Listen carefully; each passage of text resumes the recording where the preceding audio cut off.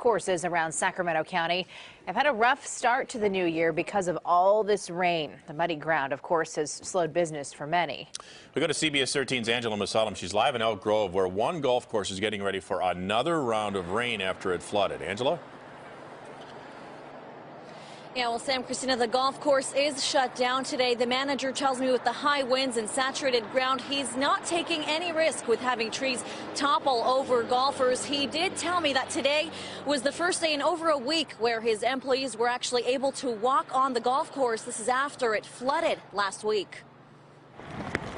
Heavy rain and wind over the past week, making it less than ideal for teeing off here at the Emerald Lakes Golf Course in Elk Grove. Right here was the cusp of where it ended, right here on the 8th hole.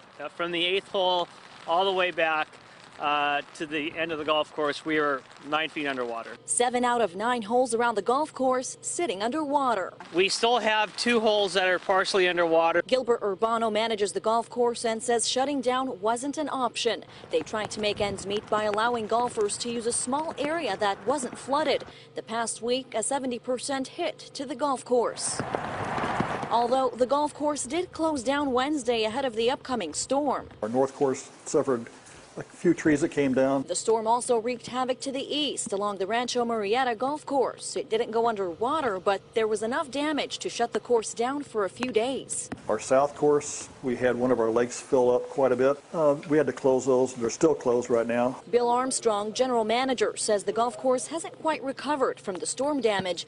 A monthly golfing event was canceled Wednesday. The ground too soft to walk on. We did have some rain last year, if you remember correctly, in January, but it was nowhere near this volume. Both Armstrong and Urbano say they want to see California get out of the drought, but not at the expense of their business. But I'm just hoping that the rain goes away so we can get back to doing business as usual. It's been pretty tough.